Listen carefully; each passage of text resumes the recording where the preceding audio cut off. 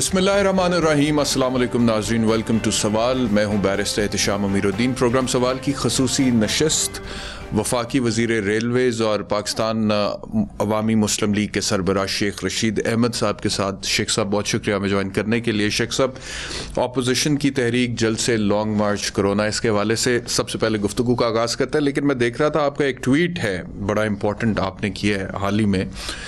आपने कहा जी, कौम के नाम मेरा पैगाम, वोट को इज्जत दो लेकिन वोटर को कोरोना से मरने दो, ये है हमारा दोहरा मेयार। कोरोना से मुल्क की बुनियादें हिल जाए इन्हें कोई फ़र्क नहीं पड़ता, क्योंकि इनकी औलादें और खूनी रिश्तेदार मुल्क से बाहर हैं और गरीब का बच्चा कुर्बानी के लिए इन्हें दरकार है। कल पेशावर में क्या होने जा रहा है? गवर्नमेंट कहती है जलसा नहीं करने देंगे, अपोजिशन कहती है जलसा करेंगे। कोई तसादम होगा? मेरा नहीं ख्याल कि कोई ऐसा तसादम होना चाहिए। अगर लोग बज़िद हैं, देखिए इनका अपना बेटा रोए ना तो इनका कलेजा फटता है, गरीब का बच्चा रोए तो इनके सर में दर्द होती है। असल मसला क्या है? मसला ये है, या तो एक बहुत नागज़ीर चीज़ हो।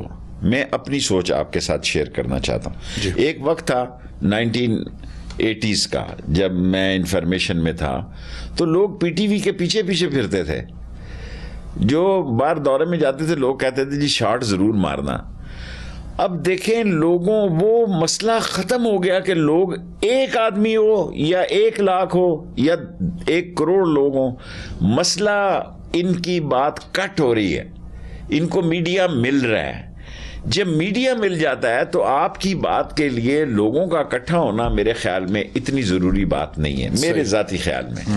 बल्कि मुझे अच्छा याद है कि शेख मुजीबुर रहमान के वक्त में उन्होंने अपना जब सिस्टम लाए और ये मसले मसाइल, उसकी बुनियादी वजह ये थी, एक टीवी चैनल था वो दिखाए। तो अब तो देखें 50 टीवी चैनल हैं, 50 के 50 आपको कट कर रहे हैं। सो आपकी बात अगर क्राउड बहुत बड़ा हुआ, थोड़ा हुआ, कम हुआ, मैं पॉलिटिकल वर्कर की हैसियत से इसको अहमियत नहीं देता, इनको गौर करना चाहिए। तो फिर अपोजिशन चाहती क्या आपके ख्याल में? वो चाहती अपोजिशन तसादम चाहती है। वो जनवरी फरवरी में हमें रोज़ कहते हैं कि हमें जनवरी फरवरी में, जनवरी तक तो वो जलसे कर रहे हैं। बाबा, हम पहले ही घरों में हैं। हम क्या चाहते हैं कि आप लोग इस सारे सिस्टम को उस बंद गली में ना ले जाएं कि सिस्टम का मसला ही जो है वो सवालिया निशान बन जाए। और अगर ये कोरोना फैल जाता है तो इसके लिए हुकूमत और अपोजिशन तो नहीं, ये कौम ही डूब जाएगी, सारी इकॉनमी बैठ जाएगी। आखिर जिस तरह इकानमी थोड़ी सी खड़ी होती है, और अगर ये खुदा ना खास्ता इस 2 महीनों में कोरोना फिर उसी जगह पे पहुंच जाता है तो बड़े मसाइल हैं। बड़े मसाइल हैं। क्या अपोजिशन को लगता है कि अगर कोरोना फैलता है तो एक तो ये कि जाहिर बात है कि कोरोना का फैलना बहुत बड़ा एक डिजास्टर होगा, दूसरा ये कि कोरोना के फैलने की वजह से मईशत इफेक्ट होगी, तो अपोजिशन को लगता है इस तमाम सूरत हाल का मलबा हुकूमत पे गिरेगा, इसलिए वो कहते हैं जी हम जल्द से। देखिए, मेरे ख्याल में तो शहबाज शरीफ आए इसीलिए थे लास्ट कोरोना फ्लाइट में कि ये, वरना उनके आने की कोई ऐसी ज़रूरत नहीं थी। वो लंदन में थे, वो आए इसीलिए थे कि ये कोरोना फैल जाएगा और इकॉनमी आगे ही सवालिया निशान है और बैठ जाएगी, और हुकूमत चलाना जो है, और जो पाकिस्तान की सरहदों से ज़्यादा पाकिस्तान को अंदर से ख़तरात हैं, जो इंटरनेशनल सियासत बन रही है, जिसके ये आलाकार बनने जा रहे हैं, ताकि इंतशार और खलफशार मुल्क के अंदर इतना फैल जाए कि हुकूमत के लिए मसले पैदा हो जाएं। लेकिन जो मसला हुकूमत के लिए पैदा होगा उससे ज़्यादा अपोजिशन के लिए पैदा होगा। वो कैसे? आफ्टर ऑल मेरा मतलब है कि अब 3 साल तो हमारे हुए चले हैं, 1 साल हमारा और है, 4थे साल में इलेक्शन कैंपेन शुरू हो जाती है। जी हमें पता लग जाता है ये बंदा, हर जनाजे में होता है ये कैंडिडेट है फलानी पार्टी का। जो कैंडिडेट हरीफ हैं, देखें अब जैसे गिलगित बल्तिस्तान में हुआ, देखें इंडिपेंडेंट हमारे हलकों में, एक मेरी कॉन्स्टिट्यूएंसी के जितने वोटर हैं, जितने वोट पोल हुए हैं गिलगित में टोटल, वो ज़्यादा हैं उससे। अगर आप इस हलके को, यानी एक हलके को, मैं अपना हलका इसलिए कह रहा हूं कि किसी पे बात ना जाए, कि मेरे हलके के वोटरों की जो तादाद है वो गिलगित बल्तिस्तान में पोल होने वाले तमाम वोटरों से दुगनी है। तो फिर तो इस मुल्क में हर हारने वाला कहेगा मैं नहीं हारा, हर हारने वाला कहेगा जनाब अली ये सिलेक्टेड हुकूमत है, इसको लाया गया है। एक वोट जो है जी ज्यादा नहीं निकला गिलगित के किसी बॉक्स से, एक वोट ज्यादा, छोटी सी कम्युनिटी है जी, हर एक को पता है। ये नहीं हुआ कि वोटें 200 पड़ी हैं और डब्बे से 300 निकल आई हैं, वोटों पर तो किसी ने ठप्पा लगाया है। और अगर आप गिलगित बल्तिस्तान जैसे इलाके के मैंने अपनी ज़िंदगी में कोई ऐसा जलसा कभी नहीं देखा जो गिलगित में देखा है कि हर पार्टी के लोगों की टोपियां एक ही जलसे में मौजूद है। यहां तो नहीं हो सकता जी। यहां तो लाल हवेली के आगे मंडी में उनका दफ्तर है, उसके आगे से नहीं गुजरते और आगे से जाते हैं कहीं फड्डा ना पड़ जाए, कोई आवाज कसेगा लड़ाई हो जाएगी। सो उन्होंने बड़ा बड़ा बड़ा हौसला और तदब्बर से ये। अच्छा शेख साहब, ऑपोजिशन का एतराज़ ये, ऑपोजिशन कहती है कि जब हम गवर्नमेंट के खिलाफ तहरीक चलाने के लिए निकलते हैं तो गवर्नमेंट कोरोना का रोना रोती है, लेकिन खुद जब इन्होंने जलसे करने होते हैं, प्राइम मिनिस्टर साहब ने भी बड़े बड़े जलसे किए। आज का भी जो लाहौर में इज्तिमा हुआ है मीनार पाकिस्तान में, गो कि वो सियासी जलसा तो नहीं है, मजहबी एक है, इवेंट है, जनाजा मौलाना खादिम हुसैन रिजवी साहब का, तो उसमें भी बहुत बड़ी तादाद लोगों की थी। तो वो कहते हैं कि गवर्नमेंट ने उसको क्यों नहीं रोका? देखें, वो तो एक मजहबी रसूमात हैं, एक मजहबी ज़रूरत है। अभी मैं देख रहा था कि लोग उस पर भी इतराज़ कर रहे हैं। लोगों ने जनाजा पढ़ना है और लोगों की उनसे एक अकीदत है, एक मजहबी अकीदे का बड़ा आदमी मरा है और नौजवानी में मरा है, तो उसमें तो लोग शरीक हुए। वो ज़रूरत है, वो एक जिम्मेदारी की जरूरत है। ये जलसा करना तो कोई जरूरत नहीं इस मीडिया की। एसओपीज को गवर्नमेंट को इंश्योर करना चाहिए था, वहां पे भी आपके करना तो चाहिए। मैं आपसे इत्तफाक करता हूं, आपने मेरी दिल की बात की है, लेकिन कौन करता है जी एसओपीज को? मैंने तो इस कैबिनेट में ये दरखास्त की थी कि सारे मास्क सारे मुल्क में हम मुफ्त बांटें, और उस पर कहा गया कि हम इस पर गौर करते हैं। इमरान खान साहब ने कि सारे पाकिस्तान में मास्क हम बांटें। ये 30 या 40 रुपए का मास्क भी आम आदमी के लिए, क्योंकि वो फट जेब में रखता है फिर कहीं भूल जाता है। हालात ठीक नहीं है। हालात जो हैं वो फरवरी तक इस सारी तहरीक का भी फैसला हो जाएगा। और एक बात मैं आज आपके प्रोग्राम में कहना चाहता हूं, मैंने किसी प्रोग्राम में आज तक नहीं की जी। जिस वक्त ये तहरीक नाकाम होगी उस अंदाजे के लिए तैयार रहें कि इमरान खान बहुत स्ट्रांग प्राइम मिनिस्टर होगा। जब इनकी चलाई हुई तहरीक नाकाम, पीपल्स पार्टी इस्तीफे नहीं देगी। वो तो कह रहे हैं जनवरी में हुकूमत जा रही है, यही कह रहे हैं ना। हम सुन लिया हमने भी। हम मार्च का इलेक्शन भी यही है, सेनेट के इलेक्शन में हम कश्मीर का इलेक्शन भी लड़ने जा रहे हैं। देखें, जब हम भी अपोजिशन में थे 126 दिन धरना देते थे, कहते थे जुमे को जा रहे हैं या इतवार को जा रहे हैं। 126 दिन जो हम धरना हमारा इनका कुछ नहीं बिगाड़ सका। उसमें हम ये कहते थे ये आखिरी जुमे का जलसा है, अगले जुमे में आपको खुशखबरी देंगे। ये वो सियासी मार्केटिंग है जो हर अपोजिशन करती है अपने लोगों को तसल्ली देने के लिए, लेकिन कहीं नहीं जा रहा है इमरान खान 5 साल पूरे करेगा इंशाअल्लाह। पेशावर में इस वक्त कोरोना केसेस की जो टेस्टिंग हो रही है, मस्बत आने की शरह 13% है। पूरे मुल्क में 6.4% है। शेख साहब पेशावर में 13% है। उसके बाद मुल्तान में कहते हैं वो हमने जलसा करना है, वहाँ पे 10 नवंबर को जो शरह थी वो 18% थी। तो आपको लगता है अपोजिशन को लोगों का ख्याल नहीं है? मैं आपसे 100% इत्तफाक करता हूँ, कोई ख्याल नहीं है। वो जलसा किस चीज का ख्याल है? ये उनकी वो कहते हैं हम लोगों के लिए निकल रहे हैं, लोग महंगाई से मर रहे हैं, लोगों तो का उसका जीना मुश्किल हो गया। इमरान खान को निकालने का अगर गवर्नमेंट को टॉपल करना है तो उसका हल भी असम्बली के अंदर है। सड़कों से बंद गली में दाखिल हो जाएंगे आप। इमरान खान को अगर टॉपल करना है तो असम्बली टॉपल कर सकती है और कोई नहीं टॉपल कर सकता। दुनिया के हालात देखें, अमेरिका जैसे मुल्क में एक अच्छा भला शोर शराबा पड़ा हुआ है। 20 मेरा ख्याल है फरवरी को उनका होता है या 10-20 जनवरी को होता है उनका, जब पावर चेंज होती है। उस वक्त तक तो एक शोर गुबार कहना चाहिए पड़ा रहेगा। अगर अमेरिका जैसे मुल्क में हारने वाले लोग नहीं मानते तो पाकिस्तान में तो फिर ये गिलगित को नहीं मान रहे। ऑपोजिशन ये भी कहती है ना कि असेंबली में इदारों के पीछे इमरान खान को सपोर्ट है इदारों की, इस वजह से हम असेंबली में तो देखें, इदारों ने इन सब के सामने ये कहा, ये सारे लोग मौजूद थे, मैं भी वहाँ मौजूद था, कि जो मुंतखब हुकूमत होगी इदारे उसके पीछे होंगे, आप होंगे तो आपके साथ होंगे। सही। ऑपोजिशन को आपने मुज़ाकरात की पेशकश की है कल, क्या ये आपकी ज़ाती ऑफर है या फिर प्राइम मिनिस्टर साहब ऑन बोर्ड हैं इसमें? आप प्राइम मिनिस्टर बड़ी दफ़ा ये कह चुके हैं कि NRO और NAB के केसेस के अलावा हर चीज़ पे बात करने के लिए हम तैयार हैं। ये एक नहीं, दो नहीं, 3 दफ़ा मैंने खुद उनसे कैबिनेट में सुना कि NRO और नैब के केसेस के अलावा ये कहते हैं हमने इमरान खान से बात नहीं करनी और सबसे बात करनी है। भाई सिटिंग प्राइम मिनिस्टर से नहीं बात करनी। एक तरफ आपका बयानिया देखें और दूसरी तरफ आप कहते हैं हमने और लोगों से बात करनी, और पहले आप बयान देते हैं कि हमारी लड़ाई इमरान खान से नहीं है जी, और जिन लोगों का आप नाम लेते हैं उससे आप किन की खिदमत कर रहे हैं? आपने तो अपना सत्यानाश कर दिया, इमरान खान की हुकूमत को और मजबूत कर दिया। इमरान खान इस बयानिए की वजह से मैं पॉलिटिकली समझता हूं कि नून लीग कमज़ोर हुई है, इमरान खान मजबूत हुआ है, और इमरान खान को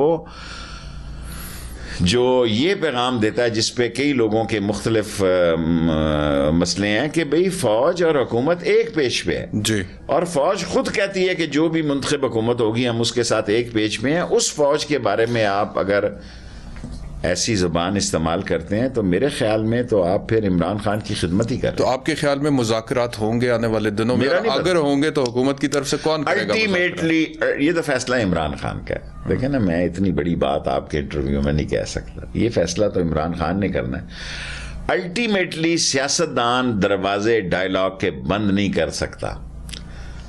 अल्टीमेटली मुफ्ती महमूद और भुट्टो भी आपस में मुज़ाकरात की। आपको लगता है इमरान खान थोड़ा डिफरेंट सियासतदान है क्योंकि वो तो हाथ मिलाना भी महसूस नहीं पसंद नहीं करते? खान दूसरे लोगों से मुख्तलिफ सियासतदान है।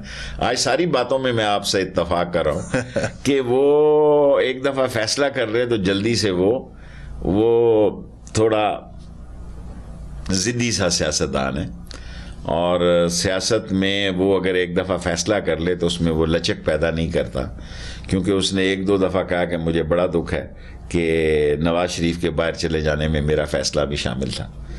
हालांकि मैंने कैबिनेट में वोट दिया कि इसको जाने दो, लेकिन इमरान खान ने मुझे कहा कि मुझे दुख है कि मैं उस कैबिनेट के फ़ैसले को बदला जा सकता था, लेकिन मैं भी उस फ़ैसले में मजबूर हो गया कि शायद वो वाकई मरा जा रहा है। और 1 साल तक जाके ना वो अस्पताल गए, ना वो बोले, ना उन्होंने बयान जारी किया, ना वो पॉलिटिकल बात की। जब उन्होंने देखा कि नहीं मेरे मामलात जो हैं वो बिगड़ गए हैं, तो फिर दूसरी तरफ आ गए। शेख साहब, आपने ये भी कहा कि ऐसे मुज़ाकरात जिनमें हुकूमत शामिल ना हो, उन मुज़ाकरात की कोई हैसियत नहीं है। तो क्या इसे समझा जाए कि ऑपोजिशन के साथ माइनस हुकूमत मुज़ाकरात हो रहे हैं? मैंने ये आपके जुमला कि भी अगर इमरान खान की हुकूमत मुज़ाकरात में शामिल नहीं है तो वो कोई मुज़ाकरात नहीं है।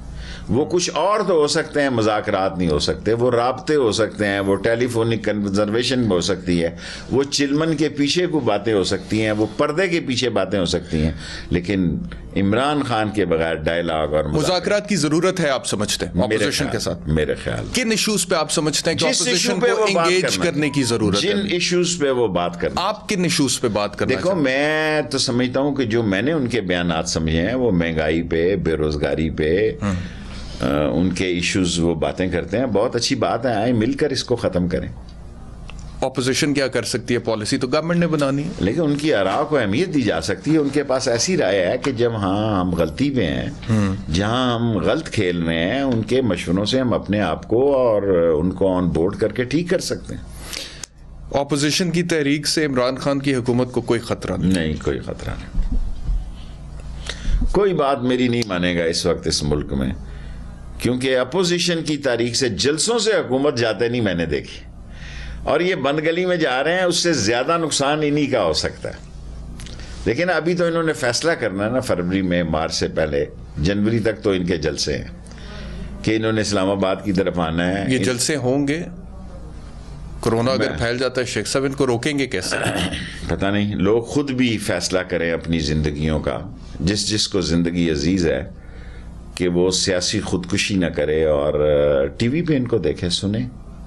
टीवी पे देखना और सुनना ज्यादा सेफ है। लेकिन आपने मेरे उस सवाल का जवाब नहीं दिया। वो जो ऑपोजिशन तनकीद करती है कि खान साहब खुद बड़े बड़े जलसे कर चुके। देखें, 2 इन्होंने जलसे किए हैं, उस वक्त कोरोना की वो सूरत हाल नहीं थी जो अब हो गई है। जो इमरान खान ने 2 जलसे किए, एक सवात में और एक पंजाब में, उस वक्त कोरोना की ये सूरत हाल नहीं थी, नॉर्मल सूरत हाल थी। अब कह रहे हैं कि 2 महीनों में कोरोना खौफनाक तरफ जा सकता है, जिस तरह दुनिया में आज देखें ना 2 लाख अमेरिका में हो गए हैं जी।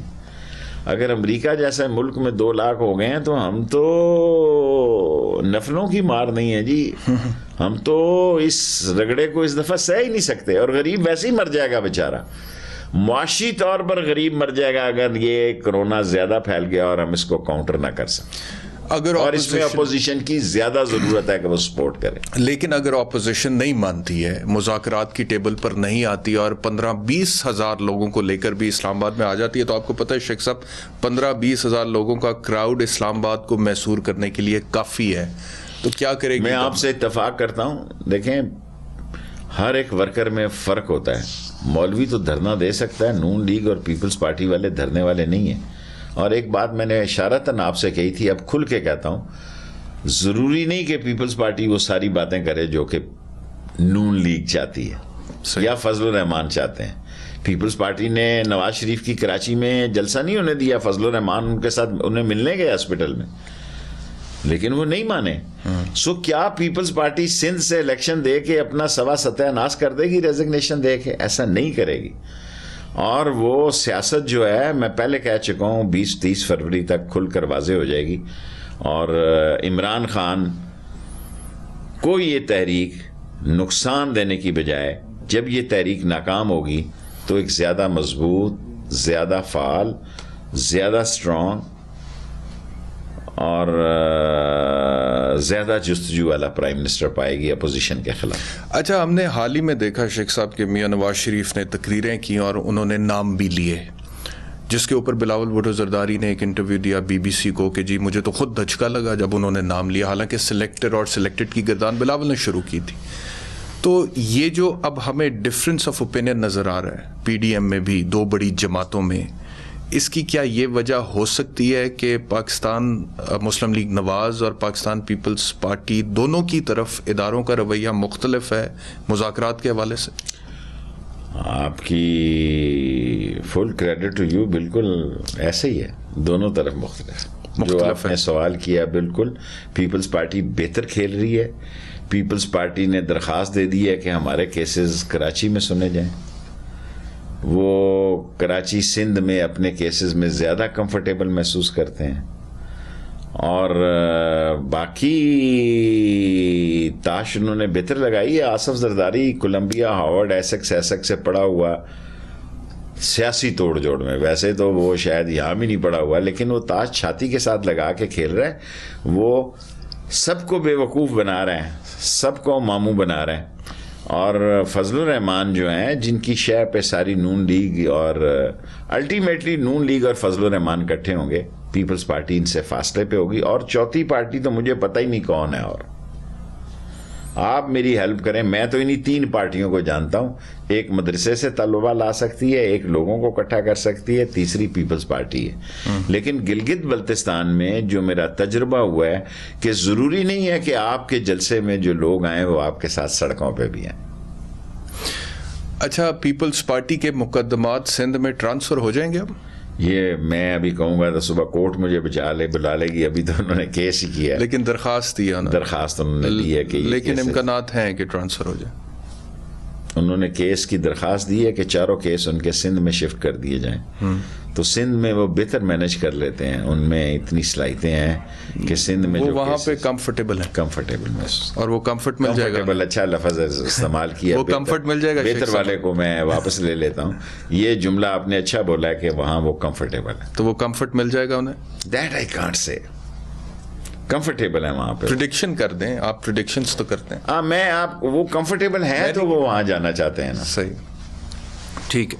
अच्छा शेख साहब, ये फरमाइएगा कि अगर हम नून लीग की बात करें, एक तरफ नज़रियात की बात होती है, दूसरी तरफ डायलॉग के लिए भी मरियम नवाज ने BBC को एक इंटरव्यू दिया। उन्होंने कहा कि हम बात करने के लिए तैयार हैं इदारों के साथ, लेकिन छुप छुपा कर अब कोई बात नहीं होगी। लेकिन माजी में मियां नवाज शरीफ साहब नज़रिए की भी बात करते थे, डायलॉग की भी बात करते थे, और ये पॉलिसी उनकी कामयाब थी, अभी भी कामयाब होगी। देखिए, मरियम साहबा ने पहले नून लीग को यहाँ तक पहुँचाया और इस वक्त वो टेक ओवर कर चुकी हैं पार्टी को। शहबाज शरीफ की कोई से नहीं है। ये शहबाज शरीफ को पता है? ऑफ कोर्स उसको पता है। हमजा का केस बड़ा सीरियस केस है, उस पे उनके अपने बंदे विटनेसेस देने नहीं कि मरियम नवाज टेक ओवर कर चुकी हैं। ऑलमोस्ट टेक ओवर कर चुकी हैं। शहबाज शरीफ ने मान लिया इस बात को? ये मुझे नहीं, वो कंफर्टेबल है इस बात से कि मरियम नवाज टेक ओवर कर चुकी? देखें, शहबाज शरीफ की सियासत को तो नुकसान पहुंचा है। शहबाज शरीफ की सियासत जो डायलॉग की और मुज़ाकरात की और सियासी हल की थी, उसको नवाज शरीफ और मरियम के बयानिए ने नुकसान पहुंचाया। और इस वक्त बेनज़ीर की सियासत के दौर नहीं है, लेकिन मरियम जो है वो नवाज शरीफ के बयानिए को लेके आगे जा रही हैं। जबकि जिन लोगों ने शहबाज शरीफ से मुलाकात की है नैब के दफ्तर में बकौल शहजाद अकबर के, उनकी सूरत हाल और है। लेकिन कुछ ना कुछ लोग निकलेंगे ज़रूर इस बयानिया के ख़िलाफ़, क्योंकि मुस्लिम लीग और बीजेपी में फ़र्क है। जब ऐसा वक्त आया तो मैं ये जनवरी तक इनके जलसे हैं, फरवरी तक सियासत खुल जाएगी, फरवरी 20-30 तारीख तक सियासत आ।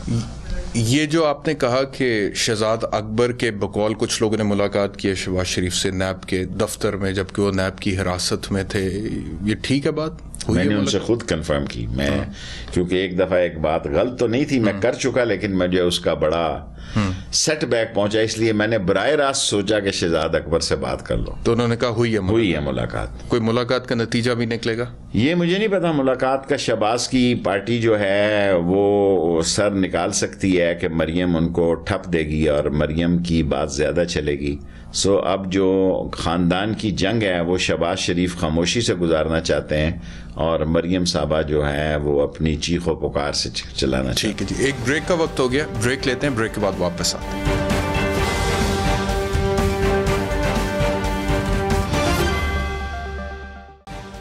वेलकम बैक टू सवाल। शेख रशीद अहमद साहब हमारे साथ हैं। जी शेख साहब, ये फरमाइएगा कि पाकिस्तान पीपल्स पार्टी के हवाले से आपने कहा कि पहले नंबर पर पीटीआई आएगी, दूसरे नंबर पर आपने कहा आज़ाद आएंगे, तीसरे पे पीपल्स पार्टी।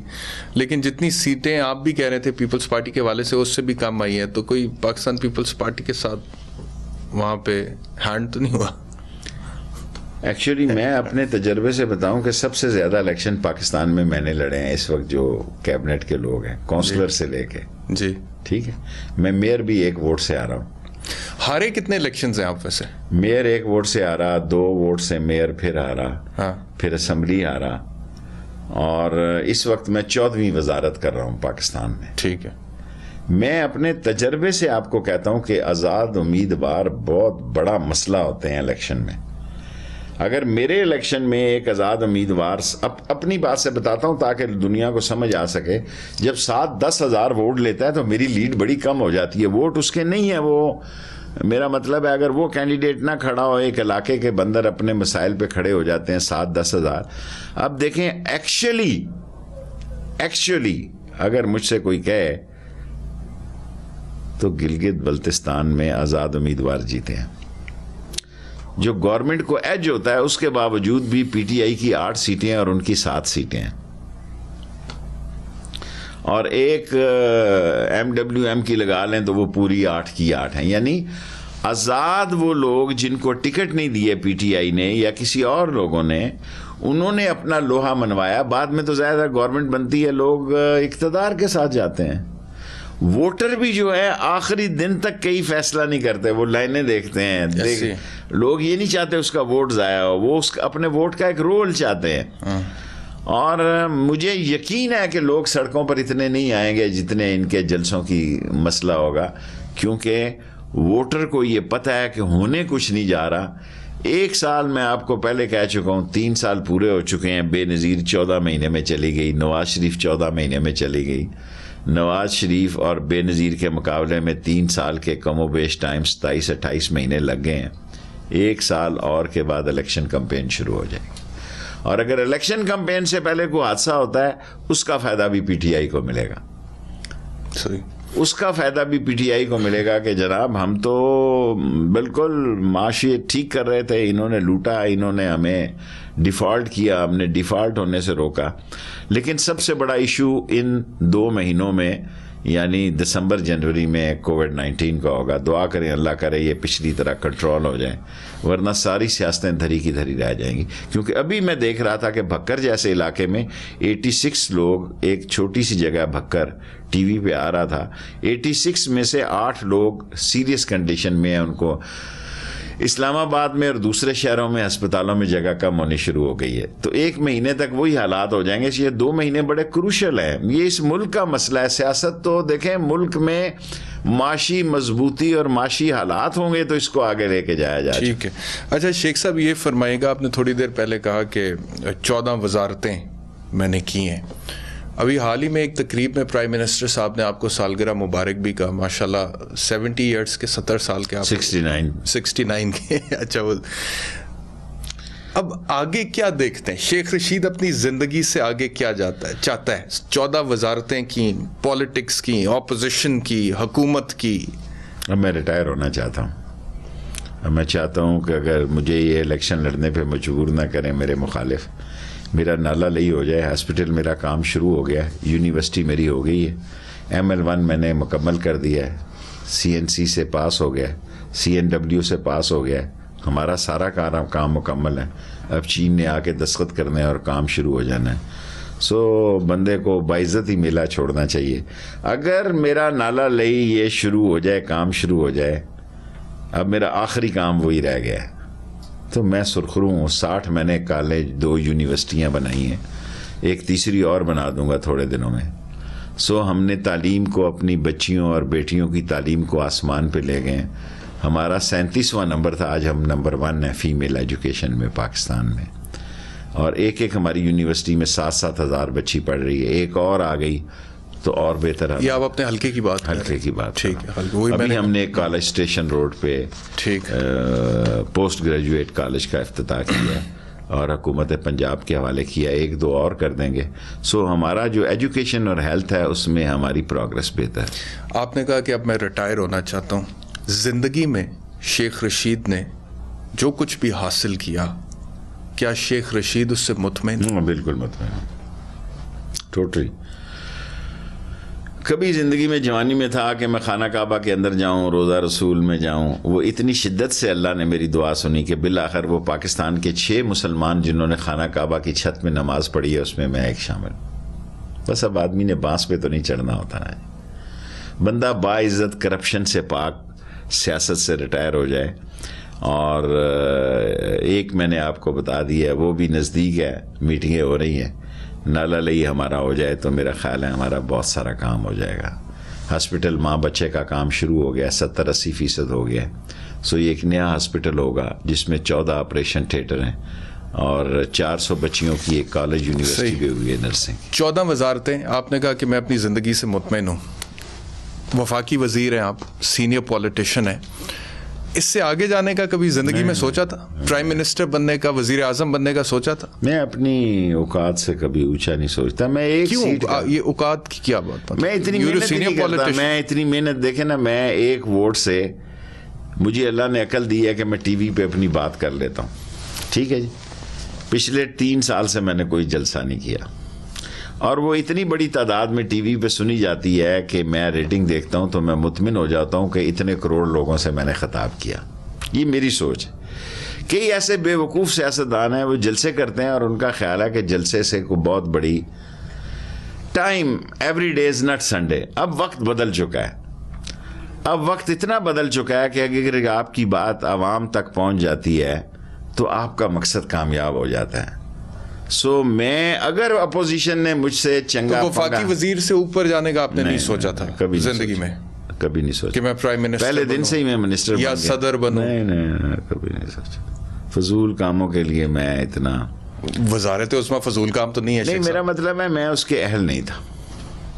अच्छा, मैं उसके अहल भी नहीं था और मैं एक वोट से, देखें इमरान खान का की मेहरबानी है कि उसने मुझे प्राइम मिनिस्टर का कैंडिडेट भी बनाया अपोजिशन के मुकाबले। ठीक है। अच्छा, इसी पे एक और सवाल है कि इमरान खान से एक वो टाइम था, हमने देखा जनरल मुशर्रफ के दौर में, जब आप दोनों के इख्तलाफात भी थे और टॉक शोज़ में एक दूसरे से आपकी बहस भी हुई। फिर एक टाइम वो आया कि इमरान खान शेख रशीद के साथ खड़ा है, शेख रशीद इमरान खान के साथ खड़ा है, लेकिन उसके बावजूद आप पाकिस्तान तहरीक इंसाफ में शामिल नहीं हुए। मैंने एक छोटी सी जमात जिसकी मैं मेंबरशिप भी नहीं करता, जिस दिन मुझे ज़रूरत पड़ी टीवी पे ही मेंबरशिप करूँगा। देखें ना कितनी जल्दी खादम हुसैन तुलू हुआ, ये कल की बात है, 18 में तुलू हुआ और छा गया। अल्लाह उसको जन्नत नसीब करे। टाइम सियासत में बड़ा अहम होता है। मैंने नहायत ज़िम्मेदारी से ये बात सीखी है कि फ़ैसले तो आसमानों पे होते हैं, अल्लाह आपकी मदद करता है, आप जितनी मेहनत करें। अपोजिशन होती रहती है। एक दफ़ा कायदे आज़म भी कांग्रेस के मेंबर थे जी, मुस्लिम लीग तो बाद में उन्होंने बनाई। और as far as Imran Khan is concern, बहुत सारे उसने मुझे इलेक्शन से पहले भी पूछा। मैंने कहा यार इमरान खान, मैं अलग इसलिए रहना चाहता हूँ, कल किसी बात पे तू ये ना कहे कि तूने ये देना, तो मैंने इंटरव्यू है और तो मैंने कुछ नहीं करना। तो ये ना कहे कि तेरी कई दफ़ा वो मुझे टेक्स्ट कहता है कि भाई this you said wrong, this is not right. अच्छा, लेकिन मैं अपनी राह समझता हूँ कि जो मैं सोच रखता हूँ। तो जब वो कहते हैं कि ये आपने गलत कहा तो आप क्या जवाब देते हैं? आप डिफेंड करते हैं? सुन लेता हूँ, बस सुन लेते उसके टेक्स्ट को पढ़ लेता हूँ। और ज्यादातर किन बातों पे प्राइम मिनिस्टर साहब कहते हैं कि गलत? इंटरव्यूज पे, मिसाल है कोई महंगाई पे मैं हार्ड स्टैंड ले लेता हूँ, चीनी पे ले लेता हूँ, आटे पे ले लेता हूँ। अच्छा, तो खान साहब को क्या लगता है महंगाई नहीं है? नहीं, वो कहते हैं है जरूर है। मैं ये नहीं कहता कि ये पुरानी हुकूमतों की वजह से हुई है, ये हमारी वजह से नहीं हुई। इसका भी जिम्मेदार जो है पुरानी हुकूमत है और उसमें डिटेल पे जाना चाहिए। और भी कई इश्यूज ऐसे होते हैं। तो आप समझते हैं कि मिस गवर्नेंस अभी जो है उसकी वजह से भी बहुत बड़ा ये फैक्टर है महंगाई? देखिए, हमें एक्सपोर्ट आटा और चीनी नहीं करनी चाहिए। अब प्राइम मिनिस्टर कन्विंस नहीं है इस बात पे? बाद में तो कन्विंस हो गए, लेकिन जिस वक्त मैंने ये कही उस वक्त तो कन्विंस नहीं थे। एक ब्रेक लेते हैं जी, ब्रेक के बाद वापस आओ।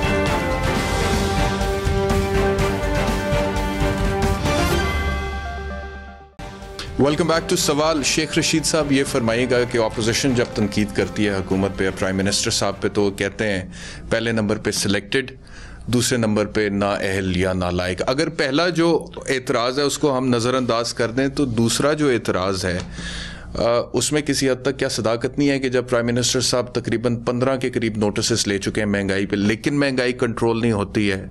माफियाज की बात करते हैं लेकिन माफियाज कंट्रोल नहीं होते। अब कौम ये ना समझे कि मैं उसका वजीर हूँ। मैंने नवाज शरीफ के साथ भी काम किया है, जुनेजो के साथ भी काम किया है, जमाली के साथ भी किया है, मुशर्रफ के साथ भी काम किया है। शुजा बहुत मेहनत करने वाला इंसान इमरान खान है, और ये लोग इमरान खान को समझ नहीं सके। जो ये समझ रहे हैं वो नहीं है। उसकी पूरी कोशिश है। देखें, जिस दिन इमरान खान ने इस साल में महंगाई को कंट्रोल कर लिया और उस पर उसका कोई मसला नहीं है। और मैंने आपके सामने कहा कि आपने पूछा किस चीज़ पे टेक्स्ट करते हैं, कि मैंने कैबिनेट में इस चीनी और आटे की एक्सपोर्ट की मुखालफत की। मेरी अकेली वोट है और मेरी अकेली आवाज़ थी, और डिफरेंट नोट मैंने ईसीसी में भी लिखाया और कैबिनेट में भी लिखाया। बाद में मेरे सामने तो नहीं, लोगों के सामने इमरान खान ने कहा यार कहता तो वो ठीक था, हमने उसकी बात को वजन नहीं दिया। अब असल मसला ये है कि देखें, इमरान खान की पार्टी एक नई पार्टी है। तो अब किसको जिम्मेदार समझते हैं उस एक्सपोर्ट? देखें, पाकिस्तान की ये मानते हैं कि नुकसान हुआ एक्सपोर्ट? हाँ, गलत फैसला हुआ। पीटीआई कोई चीज नहीं है, इमरान खान ही पीटीआई है। किसी को गलतफहमी नहीं होनी चाहिए।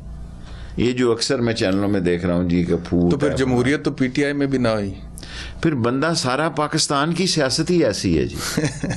देखें, अगर खादम हुसैन रिजवी साहब अल्लाह उनको जन्नत में इजाफा दे, मुझे नहीं पता जब वो अमीर किसको करेंगे नेक्स्ट, मेरा ख्याल है अपने ही किसी खानदान में से करेंगे।